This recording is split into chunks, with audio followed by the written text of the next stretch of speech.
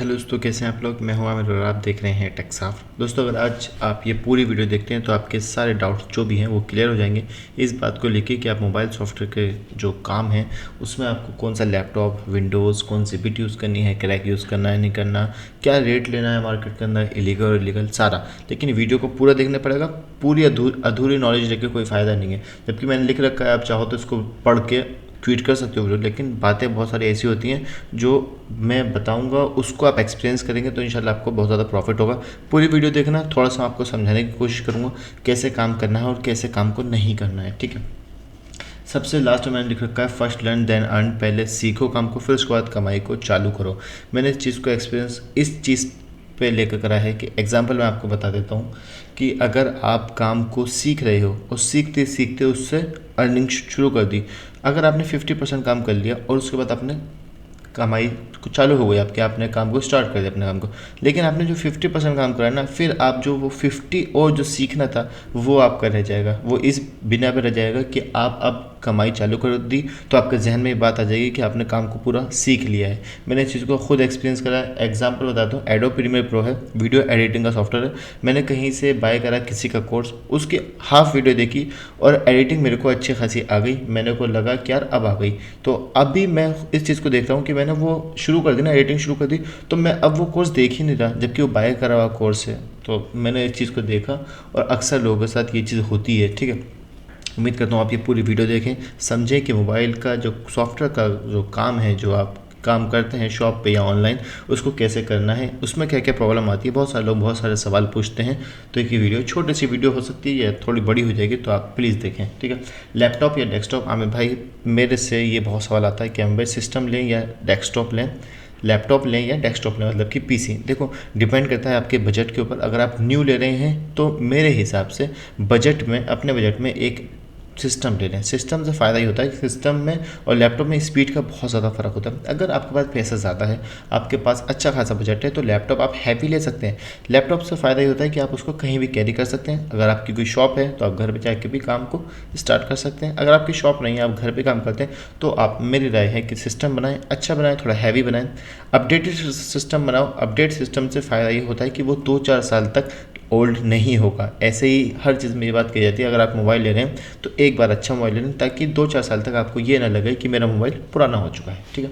तो लैपटॉप या डेस्कटॉप में ये आपकी चॉइस है, आपको देखना है कि आपका बजट क्या है। अगर आपका बजट कम है तो 20,000 में लैपटॉप अच्छा खासा मिल जाता है, ठीक है, पुराना, नया की बात नहीं कर रहा हूँ। विंडोज़ कौन सी यूज़ करें, विंडोज़ 10 है, विंडोज़ 11 है, विंडोज़ 7 है, ठीक है, ये लोग यूज़ करते हैं। मैं अभी विंडोज़ 11 यूज़ कर रहा हूँ और मेरे लिए, मैं आपको बताऊँ, आज की डेट में विंडोज़ 11 अभी तक के लिए बेस्ट है। कोई एरर नहीं आता, कोई ड्राइवर प्रॉब्लम नहीं आती। आपको नॉलेज होनी चाहिए, ड्राइवर को सॉल्व करना आपको आना चाहिए। ये चीज़ आप सीख सकते हैं यूट्यूब पर, मेरा एक 8 घंटे का कोर्स है, उसको आप देख सकते हैं, पूरा सीख सकते हैं, ठीक है। ड्राइवर कैसे इंस्टॉल करते हैं। विंडोज़ की प्रॉब्लम हमेशा उन लोगों को आती है कि हाँ भाई, हम ना विंडोज़ 10 यूज़ कर रहे हैं, ड्राइवर की प्रॉब्लम आ रही है। मैं 11 यूज़ कर रहा हूँ और आज तक ड्राइवर की प्रॉब्लम नहीं आई है, क्योंकि मेरे को सॉल्यूशन पता है कि इस ड्राइवर का क्या सॉल्यूशन है, ठीक है। तो उस चीज़ को आप सीखें तो आपको ईजिली हो जाएगा। बिट 32 या 64, मेरे पास जो सिस्टम है, एक सेकेंड, इसमें जो बिट लगी हुई है वो लगी हुई है 64। ये रही, देखो, इस चीज़ को मैं यहाँ पर आपको थोड़ा सा एक्सप्लेन करता हूँ। अगर आपके पीसी के अंदर 4 GB से ऊपर की रैम है, 4 GB से ऊपर की रैम है, तो आप लगाएंगे 64 बिट। अगर आपकी रैम जो है वो 2 GB या 4 GB है तो आप लगाएंगे 32 बिट। उसका हिसाब ऐसा है कि मेरे पीसी के अंदर अभी कितनी रैम है, एक सेकेंड, मेरे में है 16 GB रैम, तो मैं लगाऊंगा 64 GB। क्यों? क्योंकि 64 का मतलब समझ रहे हैं आप, हाई। तो भाई जो रैम लगी हुई वो अपना प्रोसेसिंग तो अच्छा खासा लेगी ना। तो अगर मैं 32 करूँगा तो कोई फ़ायदा ही नहीं होगा, क्योंकि 64 दे रखा है तो उसको पूरा यूज़ करिए आप। एक तरीके से यूज़ है कि अगर आपका रैम ज़्यादा है तो बिट को 64 रखो। अगर आपकी रैम कम है, 2 GB रैम है, तो 32 पर आपका काम चल जाएगा। लेकिन 64 इंस्टॉल हो सकती है, ऐसा नहीं है कि इंस्टॉल नहीं होंगे। अगर आप इंस्टॉल कर लोगे तो बेहतर होगा, क्योंकि बहुत सारे सॉफ्टवेयर ऐसे होते हैं जो 32 पे काम नहीं करते। जैसे कि अभी UFD टूल चल रहा है, उसमें 32 में सपोर्ट ही नहीं कर रहा, बहुत मैसेज आ रहे हैं।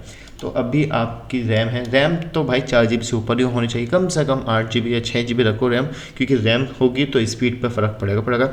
एक SSD लगा लो। एक वीडियो लाऊंगा प्रॉपर कौन सा सिस्टम या लैपटॉप बेस्ट रहेगा, कौन से मार्केट से ख़रीद सकते हैं। मैं सोच रहा हूँ नेहरू प्लेस का एक बार चक्कर लगा लूँ, पूरी वीडियो बना लेते हैं, उसमें पूरा समझाने की कोशिश करूँगा, ठीक है।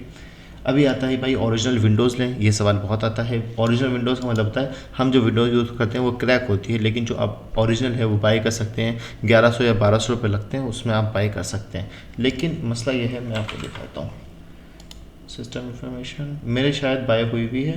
नहीं, एक मिनट, इसको हम प्रॉपर्टी में देखते हैं कि मांग रहा है कि नहीं मांग रहा। विंडोज़ 11 प्रो प्रोडक्ट की एक्टिवेट हुई हुई है शायद मेरी, हाँ वो चेंज एक्टिवेट हुई हुई है ना। मैंने 1200 की ली थी और अभी नहीं ली थी, बहुत टाइम पहले ली थी मैंने, तकरीबन जब मैंने ये सिस्टम लिया था तो 2 साल हो गए होंगे, 1 साल से ज़्यादा हो गया शायद। हाँ, तो आप ओरिजिनल ले सकते हैं अगर आपके पास पैसे हैं। अगर आपके पास पैसे नहीं हैं तो कोई मसला नहीं है, कोई बहुत बड़ा इशू नहीं आता है। शुरुआत में ये होता है मोबाइल सॉफ्टवेयर काम में, अगर आप करते, मैं भी करता था, मेरे को तकरीबन 5-6 साल हो गए। शुरुआत में क्या होता है कि हम यूज़ करते हैं सिस्टम ओल्ड, उसमें विंडोज़ की प्रॉब्लम इसलिए आती है कि आपका जो सिस्टम है, रैम लगी हुई है, हार्ड डिस्क लगी है, वो भी ओल्ड है, तो वो अपना थोड़ा सा रंग दिखाते हैं कि भाई नहीं चल रहे। अभी मैं आपको यकीन माने कि मैंने लॉकडाउन के फ़ौरन बाद, लॉकडाउन जब लग चुका था तभी मैंने अपना सिस्टम तैयार करा था। लॉकडाउन खुलने के फ़ौरन बाद, अभी तकरीबन 2 साल हो होंगे, मेरे सिस्टम में अल्हम्दुलिल्लाह अभी तक कोई प्रॉब्लम नहीं है, एक भी कंपोनेंट्स ख़राब नहीं हुआ है। सिस्टम जैसा का है, जैसा रखा हुआ है वैसा का वैसे रखा हुआ है कि भाई ये चीज़ ख़राब हुई है, रैम ख़राब हुई, क्योंकि ओरिजिनल चीज़ लगाई है, पैसा लगाया है, तो मक्खन चलता है फ़िलहाल। ठीक है, एक बार लगाओ कामयाब हो जाओगे। ठीक है, तो भाई ओरिजिनल विंडोज़ लें या ना लें, या आपके ऊपर है, अगर आपके पास पैसा है। विंडोज़ ओरिजिनल में ये फ़ायदा होता है कि अपडेट आते रहते हैं, बहुत सारे बग्स निकलते रहते हैं, लेकिन ये है कि आप एंटीवायरस यूज़ ना करें। एंटीवायरस का मैंने यहाँ पर नहीं लिखा, एंटीवायरस अपने काम में नहीं है। अगर आप और भी काम करते हैं, यार क्या है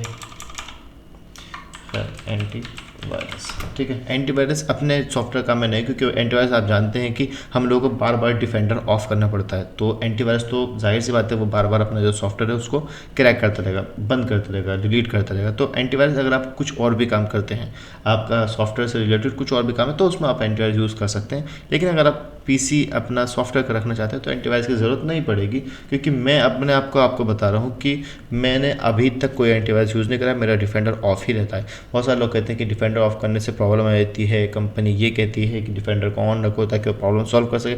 ऐसा कुछ नहीं है, अपना ओरिजिनल पीसी है, चल रहा है, जो सॉफ्टवेयर हम यूज़ कर रहे हैं वो यूज़ कर रहे हैं, कोई मसला नहीं है। ठीक है, रैम और हार्ड डिस्क कितनी होनी चाहिए मैंने आपको बता दिया, 4 GB से 8 GB कम से कम रैम रखें। Hard disk depend on your कि आपको डाटा करना है। अगर आपके यहाँ पे एक बहुत अच्छा बात, अगर आपके यहाँ पे नेट फास्ट है, एग्जांपल ये है, क्या नाम है इसका, इंटरनेट स्पीड टेस्ट, अगर आपके यहाँ पे नेट फास्ट है तो आपको हार्ड डिस्क 250 GB बहुत चल जाएगी, क्योंकि नेट फास्ट होगी तो डाउनलोड करने की ज़रूरत ही नहीं है। अगर नेट स्लो है तो फिर आपको डाटा स्टोर करना पड़ेगा, फाइलें रखनी पड़ेंगी। अभी इस चीज़ के ऊपर एक छोटी सी बात और बता देता हूँ आपको। मेरा नेट देख सकते हैं आप कितना ज़्यादा फास्ट है, ये 500 MB 400 MB चलता है। ठीक है, तो मेरे को ज़रूरत नहीं है कि मैं अपना डाटा को स्टोर करके रखूँ। अगर एग्जांपल आपको बताता हूँ, रियलमी की या ओप्पो की या फिर वीवो की मेरे को फ्लैश फाइल डाउनलोड करनी है, तो भाई फ्लैश फाइल आपने अभी डाउनलोड कर ली, लेकिन ठीक 10-12 दिन बाद लेटेस्ट वर्जन आता है, और ये मॉडल लेटेस्ट वर्जन से ही फ्लैश होते हैं, तो वो आपकी पुरानी वाली फाइल तो ख़राब हो गई ना, उसमें कोई फ़ायदा नहीं। बहुत सारे लोग कहते हैं कि भाई हम 500 GB का हार्ड डिस्क आपको दे रहे हैं, आप सारी फाइल डाउनलोड करके दे दो हमको, जितना पैसा होता ले लो, लेकिन उससे कोई फ़ायदा नहीं होता। उसकी वजह यह है कि समझ रहे हैं इस बात को कि वर्जन चेंज होते रहते हैं, तो आपकी जो पुराने वाली फाइल है वो काम करना बंद कर जाएगी। ठीक है, हाँ ये है कि आप जैसे कि एग्जांपल माय कंप्यूटर, अरे यार खुल जा, अच्छा एक सेकेंड, ये नहीं खुलेगा, एक सेकंड, मेरा ना दूसरी LCD है, वो ये जो पार्ट ये नहीं दिख रहा है ना आपको, ये दूसरे PC के अंदर गया हुआ है, मतलब कि LCD के अंदर। मैं यहाँ से चाहूँ तो इसको इसे लेकर आ गया, चलो अभी वो ओपन भी नहीं हुआ, मैंने इसको बंद कर रखा है क्योंकि मेरा जो फेस है वो इसमें शो नहीं कर रहा है। अभी देखें आप, मैंने क्या कर रखा है, मैंने एक जो 500 GB की मेरी M.2 है, मतलब कि SSD, एक होती है SSD, एक होती है NVMe, ठीक है, हार्ड डिस्क होती है, उसके अंदर अपना जो विंडोज़ है उसको इंस्टॉल कर रखा है ताकि मेरी स्पीड बहुत ज़्यादा फास्ट हो जाए, ये कर रखा है। इसके अलावा मेरे पास एक 250 GB की है, एक 500 GB की है, शायद 1 TB है, टोटल मिला के 1 TB है। और मैंने स्टोर क्या कर रखा है, ये देखो आप, ये ईमा है, यहाँ पे मैंने क्या कर रखा है, इन्फिनिक्स की, आईटेल की, लावा की, MI की FRP फाइल, नोकिया की, ओप्पो की, ये FRP फाइलें हैं, फ्लैश फाइल नहीं है एक भी। फ्लैश फाइल जो भी होती है वो मेरा डाउनलोड में आती है और मैं अक्सर डिलीट कर देता हूँ, जैसे कि कॉम्बिनेशन फाइल है, ये जगह घेरती रहती हैं, ठीक है, ये हो गई तुलिप हो गई। तो क्योंकि मेरे को डाउनलोड की स्पीड ज़्यादा है तो मेरे को ज़रूरत नहीं पड़ती है, मैं उसको बार बार डिलीट करता रहता हूँ ओरिजिनल को। ठीक है, ये आप भी यूज़ कर सकते हैं। क्रैक और ओरिजिनल बताता हूँ भाई, क्रैक यूज़ करें या नहीं यूज़ करें। देखो हमेशा इस बात को याद रखो, क्रैक होता है, ओरिजिनल होता है। अगर आप शुरुआत कर रहे हैं तो क्रैक से कर सकते हैं, मेडिकल का क्रैक ले लें या फिर जो भी क्रैक यूज़ हो रहे हैं वो ले लें। लेकिन ये मसला यही है कि अगर आपको मार्केट के अंदर अपडेट रहना है, आप चाहते हैं, एग्जांपल अभी मेरे पास एक वीवो का V15 Pro आया है अनलॉकिंग के लिए, तो जिस बंदे ने ला के दिया उसके पास ऐसा डोंगल नहीं है कि वो उसको अनलॉक कर दे या उसको फ्लैशिंग कर सके। अगर मैं भी क्रैक रखना यूज़ कर दूँ, मैं भी क्रैक को यूज़ करना शुरू कर दूँ, तो मैं तो अनलॉकिंग नहीं कर पाऊँगा ना। अभी मेरे पास IQ का 3 आया है, तो ये जिस शॉपकीपर्स के पास है उसके पास कोई टूल नहीं है, अगर वो क्रैक यूज़ करेगा तो वो नहीं करवाएगा, क्योंकि ये मॉडल क्रैक से नहीं होते हैं। ठीक है, मार्केट को अपडेट रखना है तो आपको ओरिजिनल टूल बाय करने पड़ेंगे ही पड़ेंगे। कौन कौन से हैं उसके ऊपर ओरिजिनल टूल के बहुत सारी वीडियोस बनी हुई हैं। अनलॉक टूल है, EMT है, UMT है, मेडिकल है, Z3X है, सबके बॉक्स अलग आते हैं। अभी न्यू अपडेट बता दूं कि बॉक्स को धक्का दो, जो टूल्स हैं उनको आप बाय कर सकते हैं। ठीक है, अनलॉकिंग का रेट बाय कर सकते हैं अनलॉक टूल वगैरह को, तो उसमें आपको इजीली काम करना इजी हो जाएगा। ठीक है, अनलॉक का रेट क्या लें, मेरे पास मैसेज आते हैं कि हम अभी शॉप करिए अनलॉकिंग का, अगर मैं कोई मोबाइल अनलॉक करता हूँ उसका रेट क्या लूँ। देखो डिपेंड करता है मॉडल के ऊपर, डिपेंड करता है कंडीशन के ऊपर कि मोबाइल के अंदर FRP, जैसे कि सैमसंग FRP तो रेट हाई है, अगर MI की FRP आ गई तो रेट डाउन है, MI अकाउंट आ गया तो रेट हाई हो जाएगा, depend on model. Redmi Note 5 Pro आ गया तो आप 100-150 में कर सकते हो। Redmi का 7A आ गया तो 100 रुपये में हो जाएगा, लेकिन Redmi 7 आ गया तो 250-300 लेके जाएगा। ठीक है, MI का K20 Pro आ गया तो वो ज़्यादा, पोको का X3 आ गया तो वो ज़्यादा। जो मॉडल ऑनलाइन होते हैं उनका रेट हाई होता है। ओप्पो का रेट 3000-3500 हो रहा है, MTK वाले का 200-250 चल रहा है। तो डिपेंड करता है रेट के ऊपर। अगर आपको काम आता है और आप अनलॉकिंग वगैरह करते हैं तो आप अपने एरिया के हिसाब से रेट को अप डाउन कर सकते हैं। हाँ, ये है कि इतना ज़्यादा ना लो कि आपके पास कस्टमर वापस रिटर्न ना आए, इतना लो कि कस्टमर का आना जाना आपके पास लग जाए, तो उससे आपका काम बढ़ सकता है। ठीक है, रेट के ऊपर ये बहुत बड़ा मसला होता है। बहुत सारे लोग एक साथ ही काटना चाहते हैं कस्टमर को। तो अगर आपने एक बार कस्टमर से ज़्यादा ले लिया और उसने दे भी दिया, मजबूरी उसने दे दिया और आपने ले लिया, तो वो फिर कस्टमर आपके पास नहीं आएगा। कस्टमर की चैन बनाना सीखो कि मैंने को इससे इतना लेना है, ताकि इसकी चैन बन जाए और मेरे को प्रॉफिट ज़्यादा हो जाए। ठीक है, इलीगल और लीगल के बारे में बता दो। हमारा जो सॉफ्टवेयर काम है वो लीगल है, इलीगल नहीं है। इलीगल वो काम होता है जो विदाउट परमिशन के होता है। अगर आपके पास कोई शॉपकीपर आता है, वही अगर आपके पास कोई कस्टमर आता है, वो इस बात को कहता है कि मेरे को ये मोबाइल अनलॉक करके दो, तो उसने परमिशन आपको दे दी, उसने आपकी अपनी ID दी है कि मैं चाहता हूँ। भाई जाहिर सी बात है, मेरा लॉक लग गया तो मैं काय को सर्विस सेंटर जाऊँ और अपना टाइम वेस्ट करूँ, जबकि मेरे मोबाइल की शॉप घर के बराबर में है, तो मैं उसको पैसे दे के अनलॉक करवा सकता हूँ। इसको कहते हैं इलीगल। लीगल, ठीक है, कि लीगल है भैया क्योंकि परमिशन कस्टमर दे रहा है। हाँ, परमिशन कस्टमर नहीं दे रहा और आप अनलॉकिंग कर रहे हो, जैसे कि UEFI टूल है, उसमें चोरी का सेट आया हुआ है और वो ये कह रहा है कि भाई डाटा चाहिए मेरे को, तो अभी आपके पास क्या चांस है कि आप इसका बिल मांगो।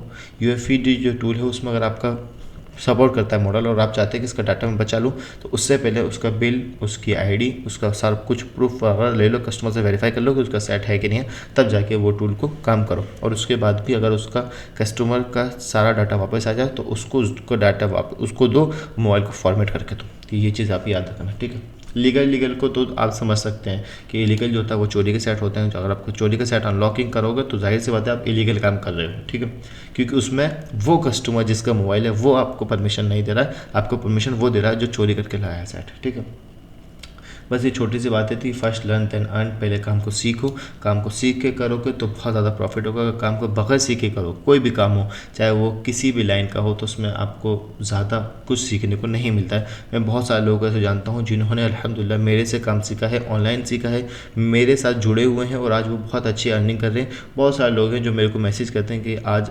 अल्हम्दुलिल्लाह आमिर भाई आपकी वजह से हम 700-800-1000 रुपये डेली कमा रहे हैं, चाहे मैं ना कमा रहा हूँ लेकिन वो बंदा कमा रहा है मेरी वजह से। तो मेरे को बहुत खुशी होती है कि चलो कुछ बातें मेरी समझाने से आपको समझ आ जाती है। मैं यूट्यूब पे वीडियो इसलिए बनाता हूँ ताकि आपको मोटिवेशन मिले अपने काम को लेके कि आपको काम को कैसे करना है।